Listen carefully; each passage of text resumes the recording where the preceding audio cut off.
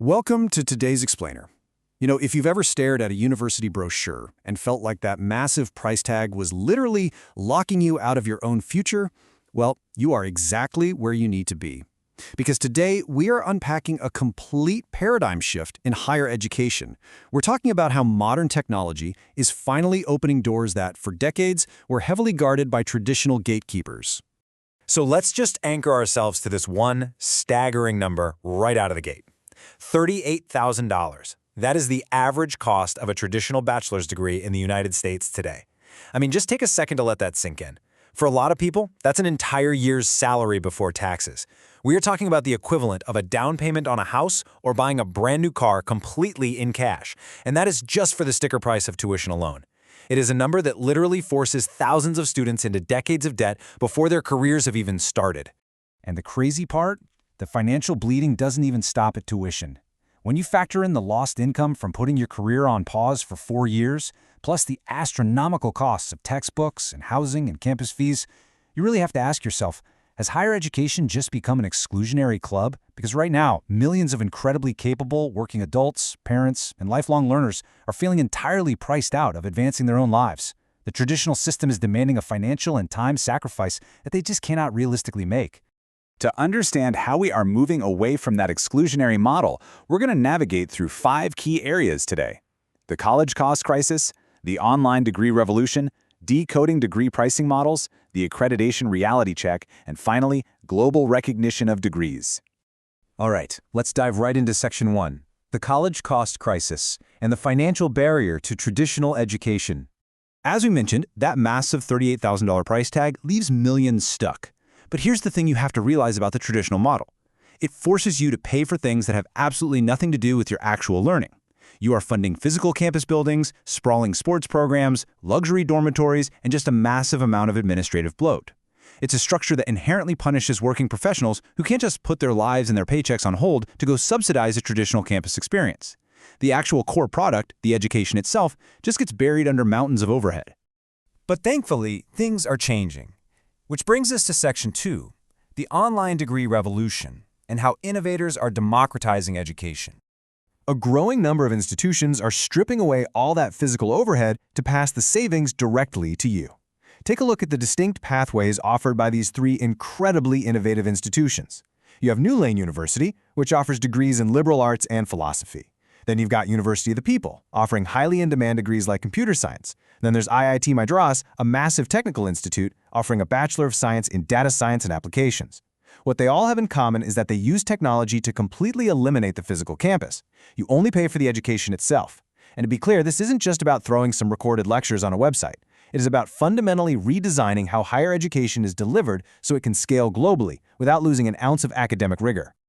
Just look at IIT Madras, for example. As India's top technical institute, they currently have over 36,000 students studying in their online program. Because there's no physical classroom, there are no geographical limitations and no traditional age boundaries. Imagine sitting in a virtual study group where one of your peers is a 17-year-old prodigy and another is an 81-year-old retiree.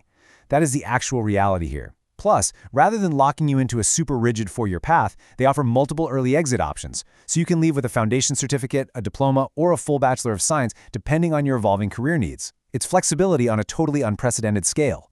So how exactly are these programs pulling off such low costs? Let's get into Section 3, decoding degree pricing models and how online universities actually calculate tuition. If we look at the evolution of tuition, there are basically 4 distinct models at play today.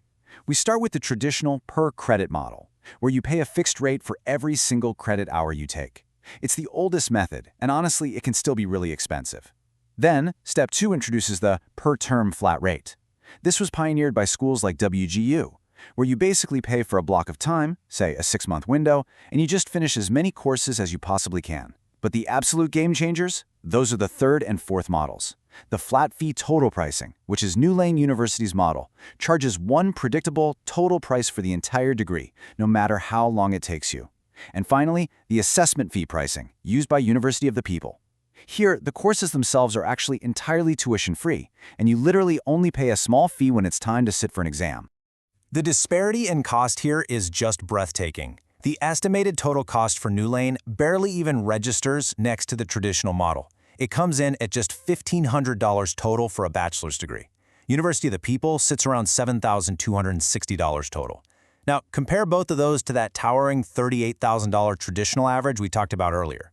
I mean, for New Lane, you are paying a small upfront fee and then just $39 a month. It completely redefines what is financially possible for the average family. But naturally, when you see prices that low, it brings up a very serious question about quality, right? Like, are these actual, real degrees? That brings us perfectly to Section 4, the accreditation reality check, proving that affordable doesn't mean easy. Accreditation is absolutely everything in higher education. It's the ultimate trust-building mechanism. You can kind of think of accreditation like the FDA, but for education. Just like you wouldn't take medication that hasn't been rigorously tested, you definitely shouldn't invest time and money in a degree that hasn't been validated by recognized agencies. So whether it's the DEAC for New Lane or regional accreditors for other schools, this evaluation process proves that an online program meets the exact same educational standards as a traditional brick-and-mortar university. If the school's accredited by an agency recognized by a government body like the U.S. Department of Education, that degree is 100% legitimate and it holds real weight with employers. Don't just take my word for it. Listen to this mandate directly from Abbott.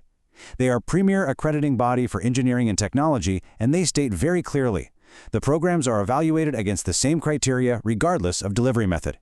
This perfectly confirms that whether you are sitting in a massive lecture hall on a physical campus or you're typing away on a laptop in your living room, the educational rigor is identical.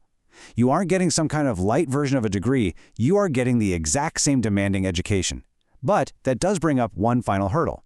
Once you actually have that affordable, accredited degree, how does a government validate it if you earned it from a completely different country? Let's figure that out in Section 5, Global Recognition of Degrees and Navigating International Bureaucracy.